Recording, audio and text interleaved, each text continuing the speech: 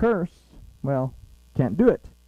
So this poses a problem, as the genealogy of the child at this time was based on the father and not on the mother. A child born to Joseph would be considered in the bloodline of Jehoiakim, where in the mother it would not be. Okay? The genealogies in the Torah are according to the father, not according to the mother. That it's according to the mother now, I'm giving away the next few verses, so let's just go on. The Jewish halakha concerning the Jewishness of a child would not be altered, would not be changed into the genealogy of the mother, until the 2nd century, after the rebellion of Bar Kokhba, when Jewish men were slaughtered by the tens of thousands by the Romans, and the Jewishness of the child could no longer be authenticated by the father's genealogy. They wiped out the men, they raped the women, they didn't know whose the babies were. But if the mother was Jewish, well, then the baby's Jewish. So we're going to make a rule that says it's no longer the genealogy of the father, it's the genealogy of the mother.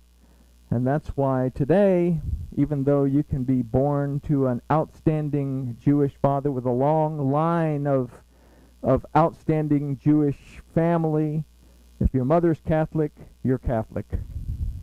Okay?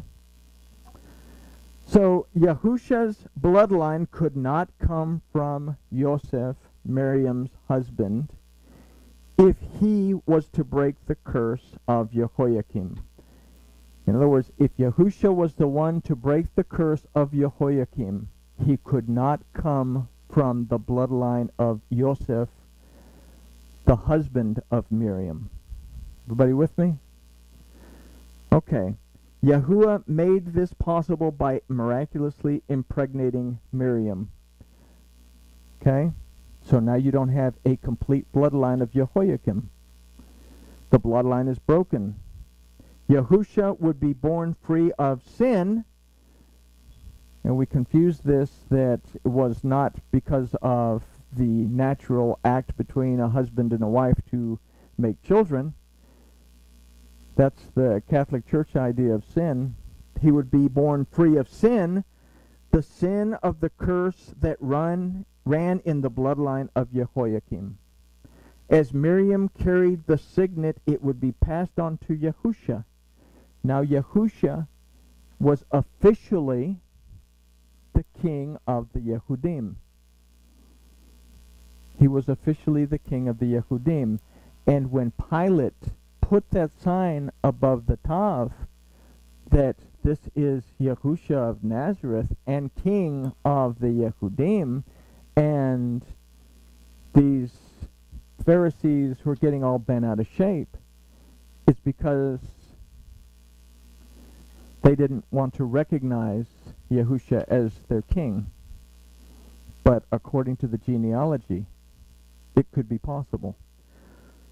So he would be the deliverer, still from the line of David, who would deliver Yehudah from the curse and Yisrael from their captivity and separation from Yahuwah. He now became the conquering king, the one who could redeem the curse off of Yehudah because they decided they wouldn't keep the Torah as it was specifically stated in Devarim. And he could bring Yisrael back from their separation because they had been separated because Yahuwah had said, I divorce you. So Yahusha would open the way to the truth and restore the life that had been lost back to humankind. The ability to return to a relationship with Yahweh Elohim based on his instructions as found in the tree of life, and not in the instruction of our own understanding, as found in the tree of the knowledge of good and evil. The Adam, having received the redemption, the deliverance, and the restoration of Yahuwah, what did they receive? They received Yahusha, could once again seek Yahuwah according to his truth, and in doing so receive his anointing, Mashiach, which would again connect them spiritually.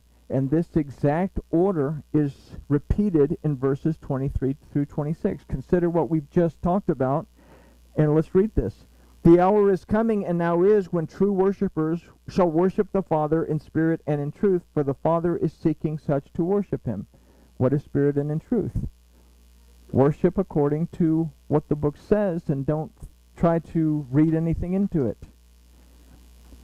Elohim is spirit, and them that worship him must worship him in spirit and in truth. So if we follow the way and the truth, we come into the life, we come into a reconnection with the Spirit, because we receive Mashiach that allows us to connect our Ruach HaKodesh with the Ruach HaKodesh of Yahuwah.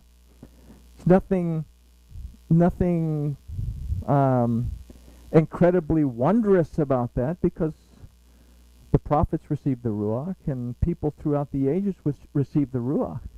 But we can receive the Ruach on a day-to-day basis and have a relationship that the Adam had every day in the garden when the Spirit of Yahuwah went through the garden in the breeze of the day. So that type of relationship was restored. Then listen to this. The woman said, I know that HaMashiach is coming, and he has come, and he will tell us all things. So we're restoring the anointing of Yahuwah. Yahusha said to her, it has to be done through Yahusha, I that speak to you am he. So we have this concept that we worship according to the way that Elohim has said worship. Don't read anything into it. Acknowledge that our Elohim is greater than we are, that every aspect of our life, he's the one that can bring us redemption. I can't do all things through me who strengthens me. I keep in mind that there are 10 statements that I need to base my life upon. I need to love my neighbor as myself. That is how I draw close to Yahuwah, because I'm loving something that is in the image and the likeness, something that thinks like Elohim, judges like Elohim. Not that he looks like Elohim. Okay? But the established religious community still doesn't understand this concept, as we see in this last verse of this particular study. And upon this came his disciples and marveled that he talked with the woman. He was talking to a Samaritan. Jews don't talk to Samaritans. They're not all that in a bag of potato chips. And marveled that he talked with the woman. Yet no man said, what are you looking for? And why are you talking with her? You don't want to ask questions.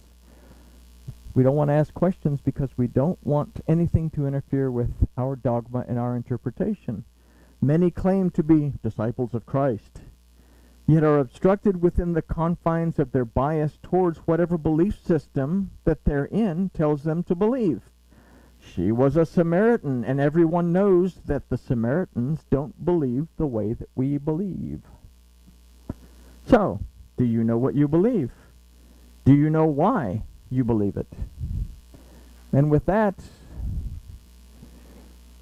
hopefully it wasn't too scandalous with the whole Gospel of Thomas thing. We say grooviness has been achieved.